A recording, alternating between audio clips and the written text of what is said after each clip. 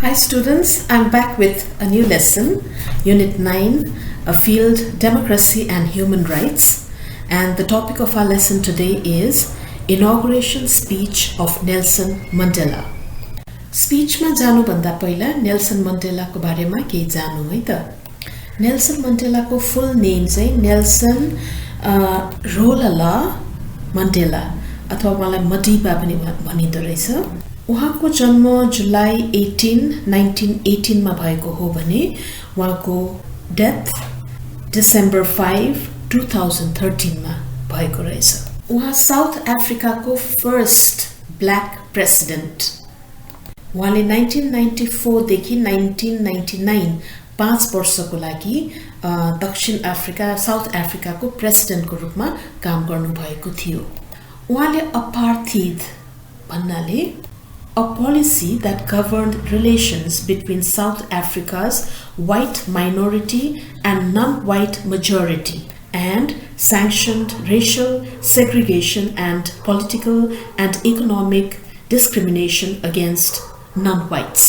त्यतिबेला south Africa भन्ने देशमा हैन majority of people काला थिए हैन र यो उनीहरुको देश थियो र त्यतिबेला कोलोनाइजेसन को टाइम थियो। तपाईलाई थाहा छ यो ब्रिटिशहरुले इन्डियामा पनि अर्काको देशभित्र पसेर हैन कोलोनी बनाएर त्यहाँ राज गरेका थिए र यसरी कोलोनी बनाउने क्रममा साउथ अफ्रिकामा पनि ब्रिटिश मान्छेहरु त्यो धेरै कम संख्यामा हैन त्यसैले उनीहरुलाई माइनोरिटी भनिएको छ व्हाइट मेन्सहरुको माइनोरिटी। उनीहरु अर्काको देशभित्र पसेर त्यहाँ उनीहरुले राज गरेका थिए र साउथ अफ्रिकाको राज्य सत्ता यी ब्रिटिश व्हाइट मेनहरुको हातमा थिए। त्यसैले हामीले नेल्सन मण्डेलाको समयलाई a conflict between minority of white people and majority of non white people भनेर भन्न सक्छौं। अहिले संसारमा मानिसहरु ब्ल्याक भन्ने शब्द पनि सुन्न चाहदैनन् कि यो ब्ल्याक भन्ने हामीले शब्द उच्चारण गर्नेबित्तिकै यसबाट पनि डिस्क्रिमिनेसन भयो। त्यसले गर्दा ब्ल्याक भन्ने वर्ड पनि उच्चारण नगर्नु भन्ने चाहन्छन् उनीहरु। त्यसैले नन व्हाइट्स भन्छ कि त्यसैले उनीहरुले ब्ल्याक को ठाउँमा नन व्हाइट भन्ने शब्द प्रयोग गर्छन् र हामीले पनि त्यसैलाई फलो गर्नुपर्छ। तर म यहाँ लेसनलाई एक्सप्लेन गर्दाखेरि स्टुडेन्ट्सहरु कन्फ्युज होला भनेर नन व्हाइट्स भन्नु भन्दा ब्ल्याक भनेर नै उच्चारण गर्न चाहन्छु ताकि कुराहरु क्लियर होस्। तर तपाईहरुले बाहिर कुरा गर्दा र बाहिर प्रेजेन्टेसनहरु गर्नु पर्यो अथवा के डकुमेन्टेसनहरु गर्नु पर्दाखेरि त्यसमा ब्ल्याक भन्ने वर्ड चाहिँ युज नगर्नु होला। त्यसको ठाउँमा नन व्हाइट्स भनेर वर्ड युज गर्नुस्। त्यसैले मैले यो कुरा सुरुमै मेन्सन गरेको हुँ।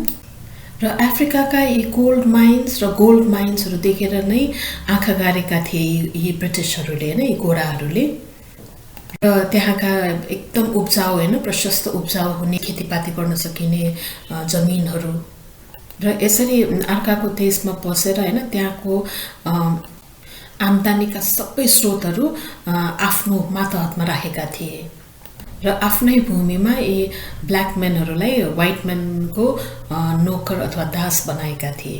यसरी बाहिरका मानिसहरु आफ्नो देशभित्र घुसेर त्यहाँ राज गरेर त्यहाँका सबै जनतालाई आफ्नो मातहतमा राखेर रुल गरेको कसलाई मन पर्छ र केही संख्यामा भएका यी ब्रिटिश व्हाइट मेनहरुले यी ब्ल्याक पिपलहरुलाई एकदम अन्याय गर्ने र अनफेयर किसिमको व्यवहार गर्थे। जस्तै के एक्जाम्पलको लागि जस्तै यी गोरा मान्छेहरु अथवा व्हाइट मेनहरुले इन्डियामा पनि कोलोनाइजेसन गर्दाखेरि त्यो ठाउँमा जस्तो किसिमको सिचुएसन थियो हैन साउथ अफ्रिकामा पनि ठ्याक्कै त्यस्तै थियो। त्यहाँका राम्रा रेस्टुरेन्टहरु होटल्सहरु खाली यी व्हाइट मेनहरुले मात्र प्रयोग गर्न पाउँथे। आफ्नै देशमा यी ब्ल्याक मेनहरुले प्रयोग गर्न पाउँदैनथे र देशको राज्य सत्ताको ठुलठुलो पदहरु सबै यी व्हाइट मेनहरुले पाउँथे। ब्ल्याक मेनहरु एकजना पनि थिएन। त्यहाँको ठुलठुलो भवनहरु अथवा राम्रो बिल्डिङहरु घरहरु सबैमा व्हाइट मेनहरु बस्थे र उसको व्हाइट मेन र उसका फ्यामिलीहरु बस्थे। त्यहाँको ठुलठुलो पदको राम्रो जबहरु सबै व्हाइट मेनलाई भनेर लेखिएको हुन्थ्यो उनीहरुलाई दिइन्थ्यो। ठुलठुलो उच्च पदहरु सबैमा व्हाइट मेनहरु थिए र ब्ल्याक म्यानहरू सबैलाई उनीहरूको नोकर बनाइएको थियो।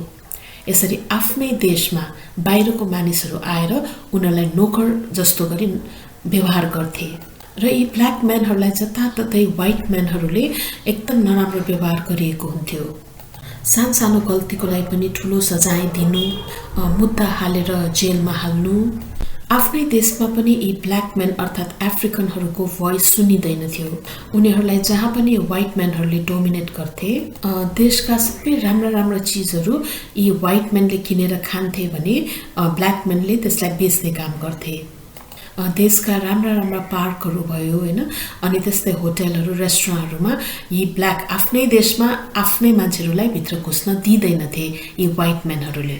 यी केही सङ्ख्यामा भएका व्हाइट म्यानहरू मेजोरिटी सङ्ख्यामा भएका यी ब्ल्याक म्यानहरूसँग कुनै पनि किसिमबाट मिक्सअप हुँदैन थियो। जहिले पनि त्यहाँ सिनियरिटी भनेको व्हाइट म्यानकै हुन्थ्यो र ब्ल्याक म्यान भनेको उनीहरूको अन्डरमा दबिएरै उनीहरूले भनेको मानेर बस्नु पर्थ्यो, त्यो पनि आफ्नै देशमा।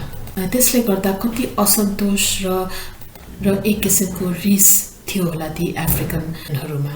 यस्तो खालको पोलिसी जसमा मेजोरिटी अफ ब्ल्याक पिपलहरू माझ यी माइनोरिटी अफ व्हाइट पिपलहरूले आएर जुन रुल गरेका थिए, त्यो पोलिसीलाई चाहिँ अपार्थिद भनेर भनिन्थ्यो र नेल्सन मण्डेलाले त्यसको अगेन्स्टमा फाइट गरेका थिए।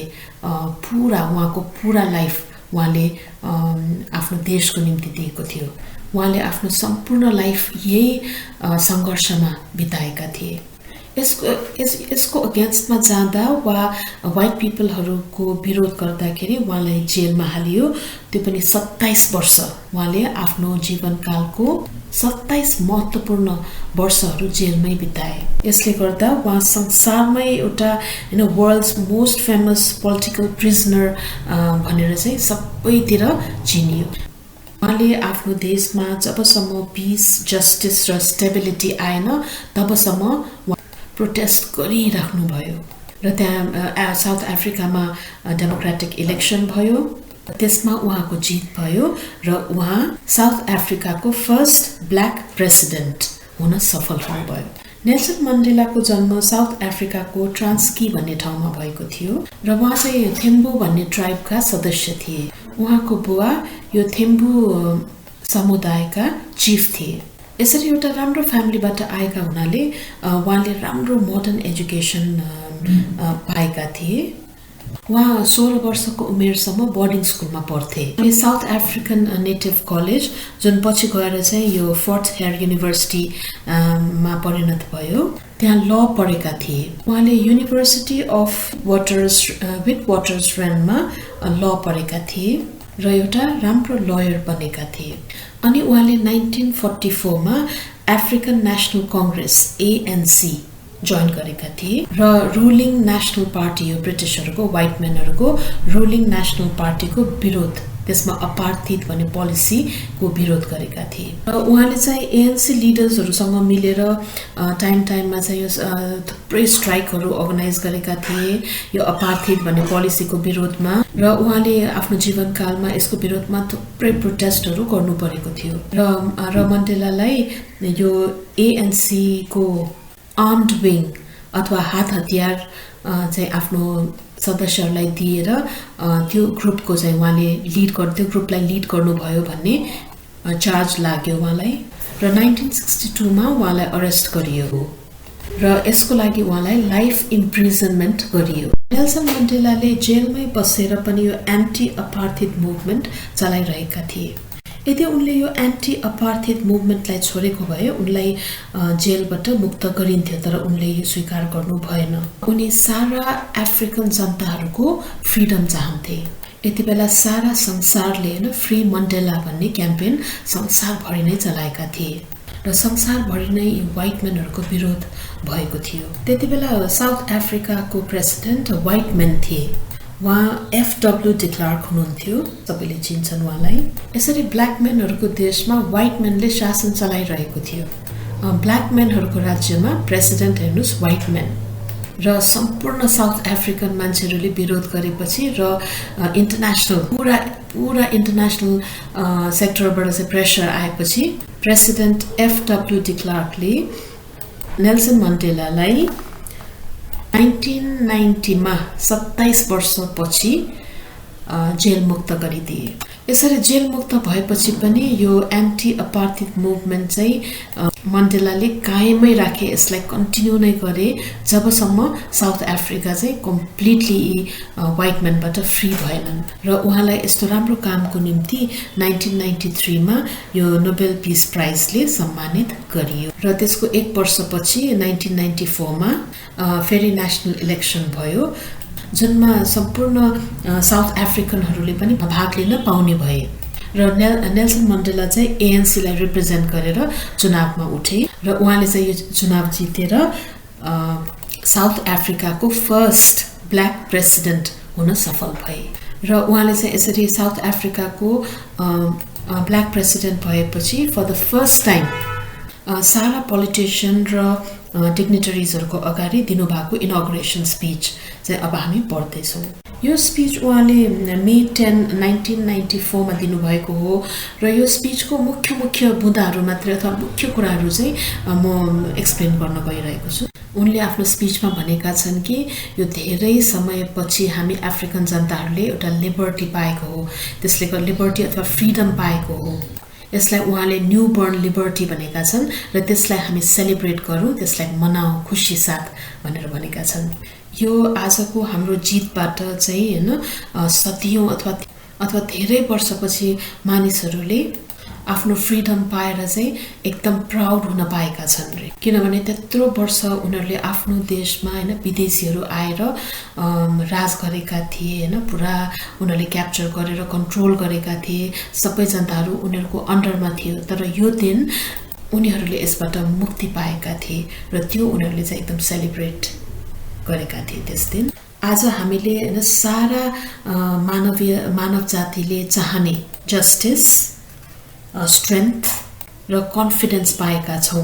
केमा भन्दा in the nobility of human soul. र यसलाई हामी आउँदा वर्षहरूमा पुरा सस्टेन गर्छौं अथवा बचाएर राख्छौं भनेर भनेका थिए। संसारको प्रत्येक मान्छे चाहे त्यो कालो वर्णको होस् अथवा सेतो वर्णको होस्, सबै इक्वल छन्, सबै बराबर छन्। सेताहरू चाहिँ एकदमै राम्रो हुने, उनीहरूको सोल एकदम राम्रो हुने हैन, र कालाहरूको चाहिँ सोल नराम्रो हुने भन्ने हो र? सबै मानिसहरूको आत्मा एउटै हो, शरीर एउटै हो, सबै इक्वल छ र सबैलाई इक्वली व्यवहार गरिनुपर्छ भनेर नेल्सन मण्डेलाले भनेका छन्। र आजको जित हामीले हामी यो बैठकमा उपस्थित सबैजना र संसारको सबै मानिसहरूलाई चाहिँ धन्यवाद दिनुपर्छ र उनीहरूमा चाहिँ यो आजको जितको दिन उनीहरूलाई जान्छ। किन भन्दाखेरि सारा संसारले यसको विरोध गरेका थिए भनेर भनेका छन्। यो उहाँको स्पीचको सेन्टेन्स सुन्नुहोस् है, कति राम्रो छ। To my compatriots, I have no hesitation in saying that each one of us is as intimately attached to the soil of this beautiful country as are the famous jacaranda trees of Pretoria and the mimosa trees of the bushvelds. भन्नाले यो देशका प्रत्येक रुखहरूले जसरी आफ्नो जरा यो देशको माटोमा गाडेका छन्, त्यसरी नै हामी प्रत्येक मानिसहरू जुन यो साउथ अफ्रिकाको जनताहरूले आफ्नो जरा चाहिँ यो देशको सोइलमा गाडेका छन्। भनेको यो देश हाम्रो हो हैन, this country belongs to us and not them. Each time one of us touches the soil of this land, we feel a sense of personal renewal. The national mood changes as the season change. र प्रत्येक चोटि हामीले हाम्रो जन्मभूमि अथवा मातृभूमिको माटोलाई touch गर्छौं नि, त्यतिबेला आफू एकदम रिन्यू भएको महसुस गर्छौं रे। त्यतिबेला हाम्रो राष्ट्रिय मुड पनि चेन्ज हुन्छ, जस्तै कि प्रत्येक वर्ष सिजन चेन्ज भए जस्तै हाम्रो मुड पनि त्यतिबेला चेन्ज हुन्छ रे। हामी एकदम खुसी हुन्छौं, आफूलाई रिन्यूड एकदम रिन्यू भएको फ्रेश भएको महसुस गर्छौं रे। हामीले हाम्रो मातृभूमिको घाँसहरू एकदम हरियो हुँदाखेरि र यहाँ फूलहरू फुल्दाखेरि एकदमै खुसीको महसुस गर्छौं रे, हैन, खुसी अनुभव गर्छौं। यहाँ जन्मेका जति पनि मानिसहरू छन् हैन, उनीहरू सबै सँगै जिउन चाहन्थ्यौं रे के। र उनीहरु चाहिँ एउटा स्पिरिचुअल र फिजिकल वननेस भने त्यो एक्सपिरियन्स गर्न चाहन्थ्यौं आफ्नो देश यसरी झै झगडा र कन्फ्लिक्टमा परेको देख्दा हामीलाई दुःखको महसुस भएको थियो हामीलाई सारा संसारबाट एक्ल्याइएको अथवा आउटल गरेको जस्तो महसुस हुन्थ्यो हामीलाई किनभने त्यतिबेला हामी एकदमै यो रेसिजम अथवा भनौं हैन रेशियल अप्रेसन जस्तो एकदम भयंकर पीडाबाट गुज्रिरहेका थियौं र यो रेसिजम र रेशियल अप्रेसन भनेको जस्तै यो काला जाति अथवा भनौं हब्सीहरुलाई चाहिँ नि उनीहरुको स्किनको आधारमा रेसको आधारमा उनीहरुको जातीय आधारमा चाहिँ उनीहरुलाई एकदमै सप्रेस गरिएको थियो दबाइएको थियो गोराहरुले अब अहिले चाहिँ हामी सारा साउथ अफ्रिकन जनताहरुलाई हाम्रो मातृभूमिले आफ्नो न्यानो काखमा लिएको जस्तो हैन छातीमा अंगालेर एउटा आमाले आफ्नो सन्तानहरुलाई अंगालेको जस्तो हैन हामीलाई महसुस भइरहेको छ यसरी हामीलाई आउटल गरेर हैन हामीलाई एक्ल्याएर उनीहरुको अन्डरमा राखेर हैन एउटा नोकर अथवा दासको जुन जस्तो गरेर बिहेभ गरेको थियो तर अहिले चाहिँ एउटा आफ्नै देश हैन आफ्नो मातृभूमिलाई एउटा नेताको रूपमा चाहिँ रिप्रेजेन्ट गरेर यहाँ बोल्न पाउँदा मलाई एकदमै खुसी लागिरहेको छ यो चाहिँ मेरो लागि एउटा रेयर प्रिभिलेज हो to be host of the nations of the world on our own soil आफ्नै मातृभूमिमा बसेर चाहिँ पुरा नेसनको होस्ट हुन पाउँदा मलाई एकदमै गर्व लागिरहेको छ अनि उनले थ्यांक गरेका छन् हैन we thank all our distinguished international guests for having come to take possession with the people of our country of what is after all a common victory for justice for peace and for human dignity र हाम्रो movement हैन जुन हामी निरन्तर रूपमा कायमै राख्छौं piece prosperity non सेक्सिजम non रेशियलिजम र democracy यी कुराहरुलाई चाहिँ फैलाउनमा हामी अघि निरन्तर बढी नै रहन्छौं हैन त्यसमा तपाईहरु सबैले हामीलाई साथ दिनुहुन्छ भन्ने मलाई पूरा विश्वास छ अनि उनले भनेका छन् आफ्नो स्पीचमा we deeply appreciate the role that the masses of our people and their political mass democratic religious women youth business traditional and other leaders have played to bring about this conclusion not least among them is my second deputy president the honorable F.W. de Klerk उहाँले आफ्नो समकालीन हैन president mister F.W. de Klerk लाई पनि धन्यवाद दिएका छन् र उहाँले यस मुभमेन्टमा चाहिँ उनीहरुलाई साथ दिने देशको सेक्युरिटी फोर्सेस अथवा आर्मी पिपल र पुलिसहरुलाई पनि धन्यवाद दिएका छन् र अब हामीमा भएको घाउहरुलाई हिल गर्ने हैन निको पार्ने टाइम आएको छ लाई अलग्याएको जुन च्याजम छ त्यसमा एउटा बलियो पुल निर्माण गर्ने हैन पुल बनाउने टाइम आएको छ र हामीलाई बिल्ड गर्ने शक्ति हामीमै छ त्यो हामीले अरु मान्छेहरुमा खोज्नु पर्दैन हामीले जुन वर्षौंदेखि मनमा पालिरहेको जुन यो पोलिटिकल होप्सहरु छ त्यो हामीले आज पाएका छौं अनि उनले भनेका छन् we pledge अथवा we promise ourselves to liberate all our people from the continuing bondage of poverty deprivation suffering gender and other discrimination हामी हाम्रो देशमा फ्रीडम ल्याउन सफल भयौं we commit ourselves to the construction of a complete just and lasting peace हामीले हाम्रो पुरै निराश भइसकेका जनताहरुमा यो होप्स दिलाउनलाई एकदमै प्रयास गर्यौं र हामीले मिलियन्स अफ आवर पिपल उनीहरुलाई हामीले होप्स दिलाउन सफल भयौं अनि नेल्सन मण्डेला भन्छन् we enter into a covenant that we shall build the society in which all South Africans both black and white will be able to walk tall without any fear in their hearts assured of their inalienable rights to human dignity a rainbow nation at peace with itself and the world हामी आफैमा आफूहरुमा आफूमै पनि piece चाहन्छौं र संसारभरि पनि piece होस् भन्ने चाहन्छौं सबै जनाले शान्तपूर्वक बाँच्न पाउनु पर्छ र हाम्रो अबको नयाँ इन्टरिम गभर्नमेन्ट अफ नेशनल युनिटीले जति पनि हाम्रा दाजुभाइहरु जेल परेका छन् हैन उनीहरुलाई निकाल्नमा चाहिँ उनीहरुले कोशिश गर्नेछन् अथवा त्यसमा पूरा सहयोग गर्नेछन् we dedicate this day to all the heroes and heroines in this country and the rest of the world who sacrificed in many ways and surrendered their lives so that we could be free.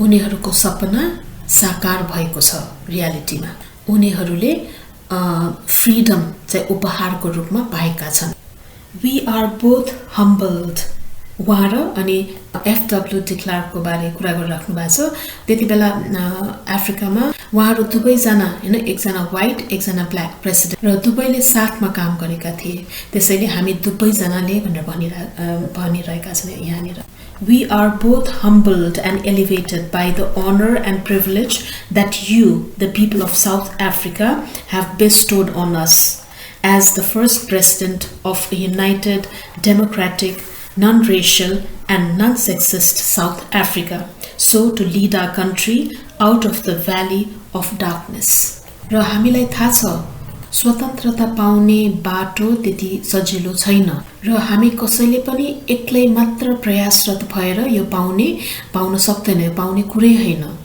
We must therefore act together as a united people for national reconciliation, for nation building, for the birth of a new world. Let there be justice for all. सबैले न्याय पाओस्. Let there be peace for all.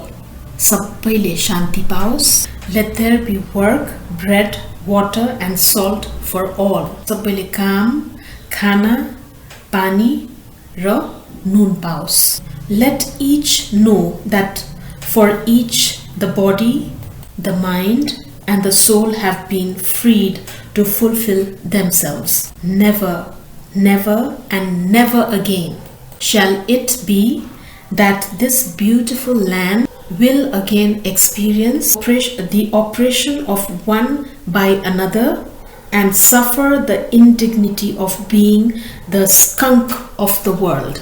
अब आइन्दा भविष्यमा कहिले पनि यो राज्यले कसैबाट पनि अप्रेस्ड हुने एक्सपिरियन्स गर्न नपरोस् कसैबाट पनि दब्न नपरोस् मेरो देश यति भनेर उनले आफ्नो इनॉग्रल स्पीच सकाएका छन् I hope students you have understood the gist of this speech